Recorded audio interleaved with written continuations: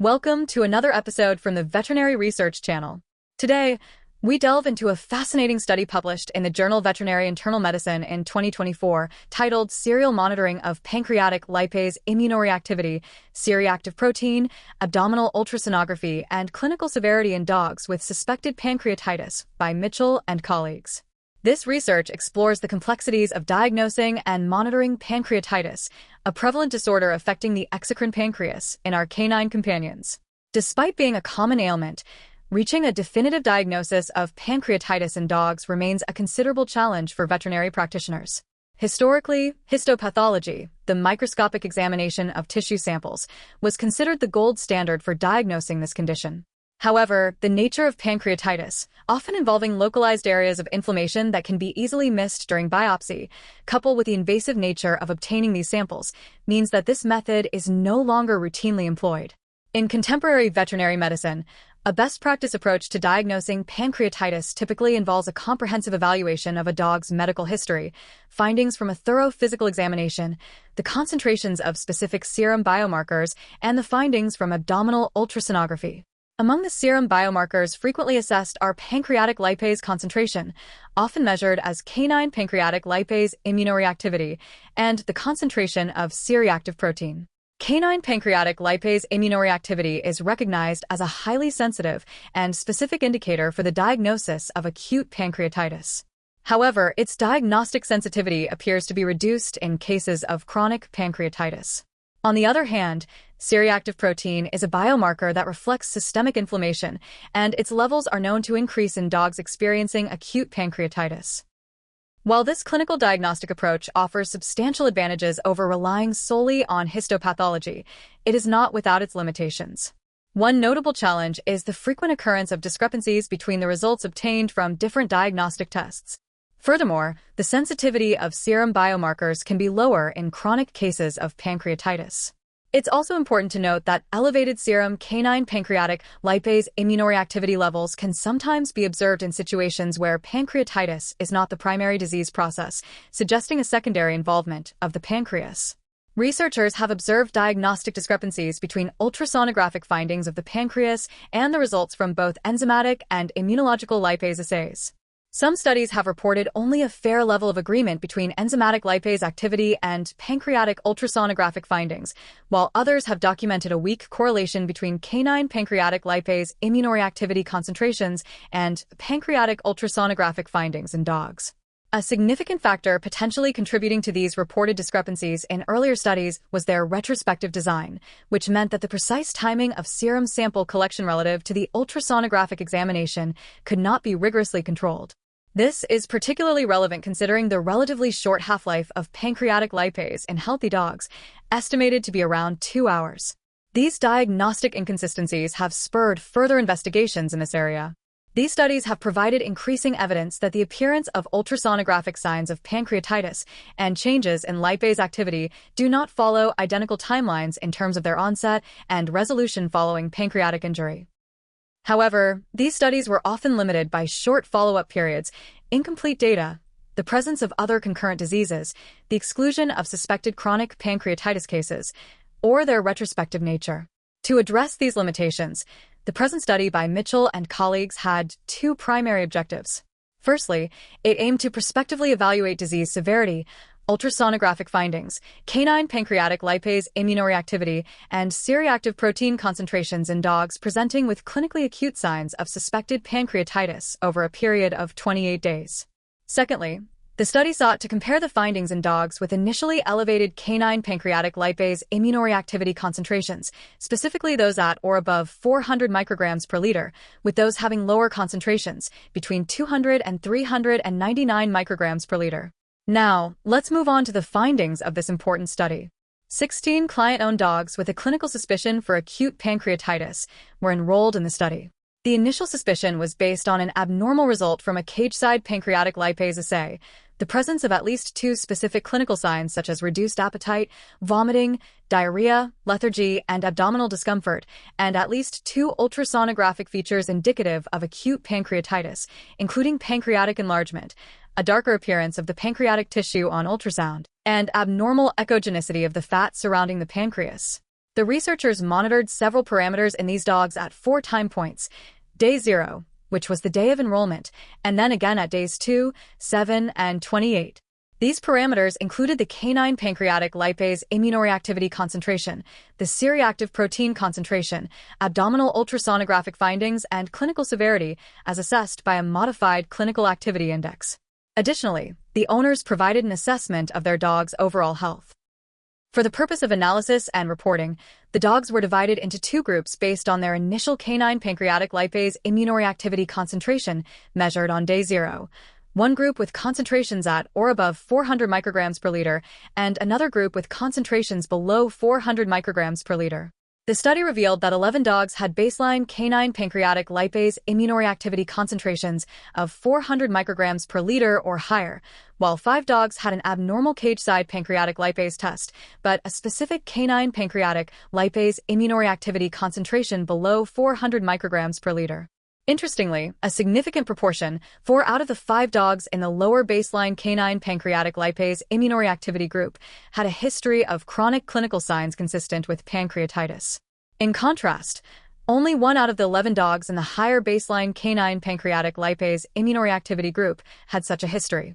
When comparing these 2 groups at the beginning of the study, there were no statistically significant differences observed in their C-reactive protein concentrations, modified clinical activity index scores, or owner-assessed overall health scores.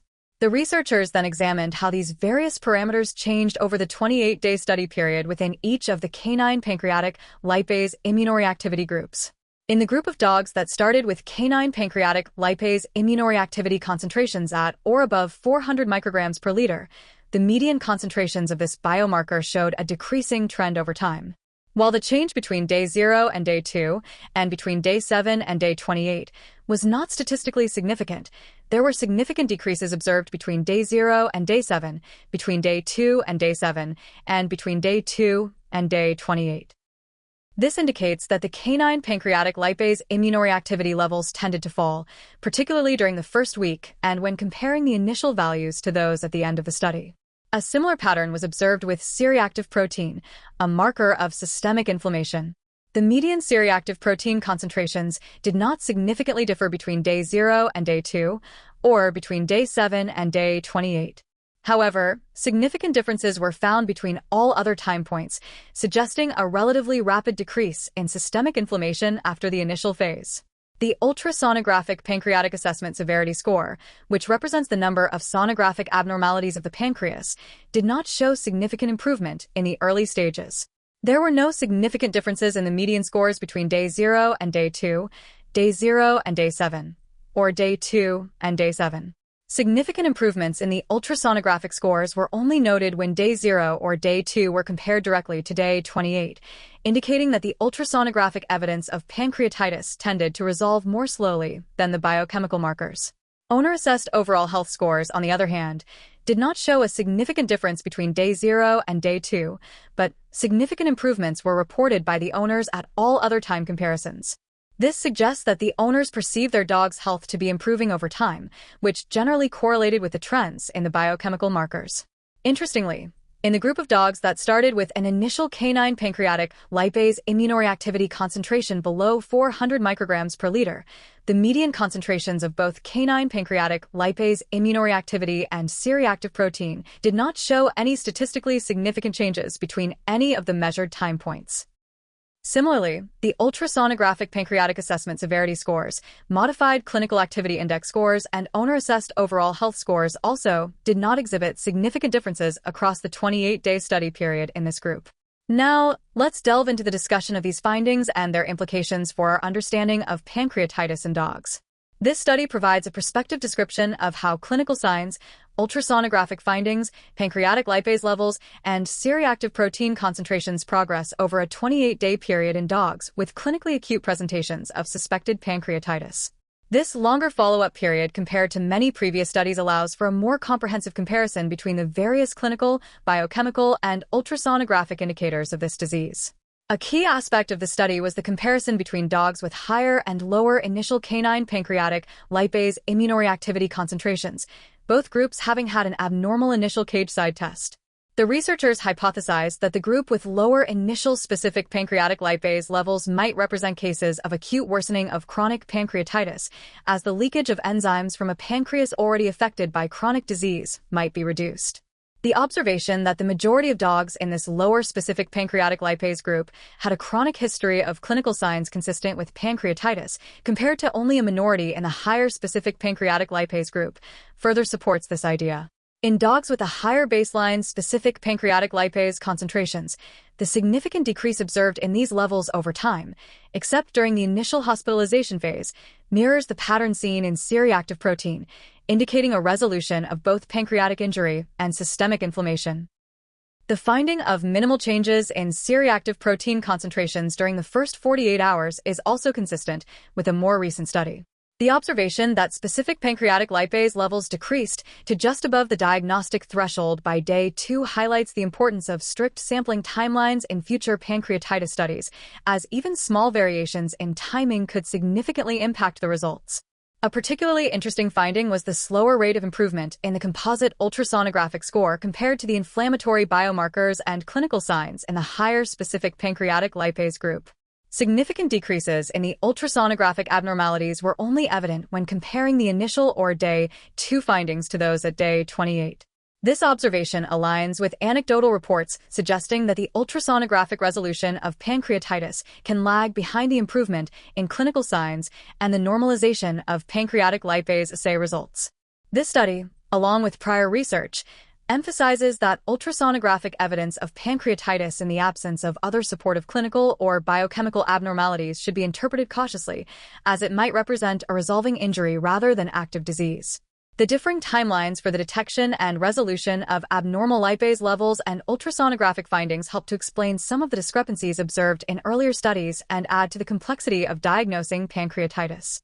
For the dogs with lower initial specific pancreatic lipase concentrations, the lack of statistically significant changes in the measured variables over time is likely influenced by the small size of this group and the inherent variability in the data.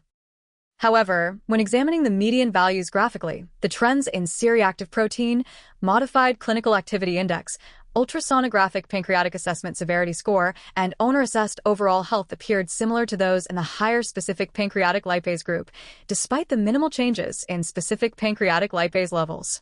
This suggests that these dogs, potentially experiencing acute flare-ups of chronic pancreatitis, exhibited clinical signs of pancreatitis despite relatively stable and lower specific pancreatic lipase concentrations. The study authors acknowledge several limitations. The small sample size, particularly in the lower specific pancreatic lipase group, increases the risk of the study being underpowered, meaning it might not have had sufficient statistical power to detect real differences, if they existed. Furthermore, the absence of histopathological confirmation of pancreatitis is a limitation, although this reflects common clinical practice due to the invasiveness and risks associated with pancreatic biopsies. While other major diseases were not identified in these dogs, the lack of histopathology means other causes for the clinical signs in the lower specific pancreatic lipase group cannot be definitively ruled out. The researchers also noted that 5 dogs did not complete the study, further reducing the sample size, and 3 dogs were excluded due to very low initial specific pancreatic lipase concentrations. Ideally, more frequent sampling between days 7 and 28 would have provided a more detailed understanding of the timeline of clinical and ultrasonographic improvement.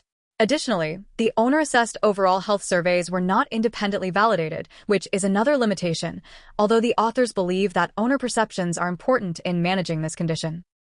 Finally, the study did not specifically address the duration of clinical signs before presentation, which could influence pancreatic lipase concentrations due to temporal factors related to the study's initiation. Despite these limitations, the prospective design of the study, the longer follow-up period, and the use of an immunologic lipase assay contribute valuable information that complements findings from earlier research.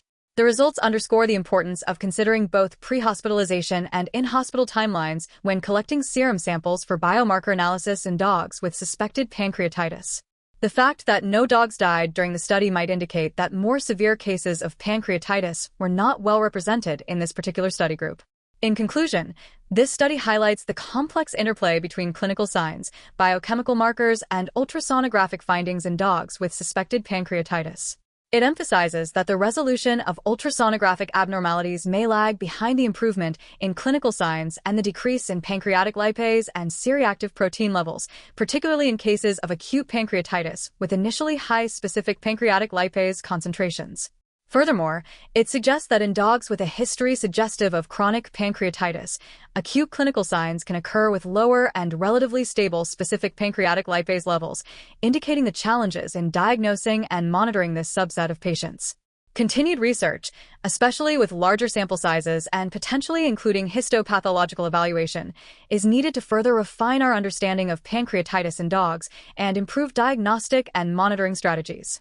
Thank you for listening to the Veterinary Research Channel. A link for the referenced paper is in the video description.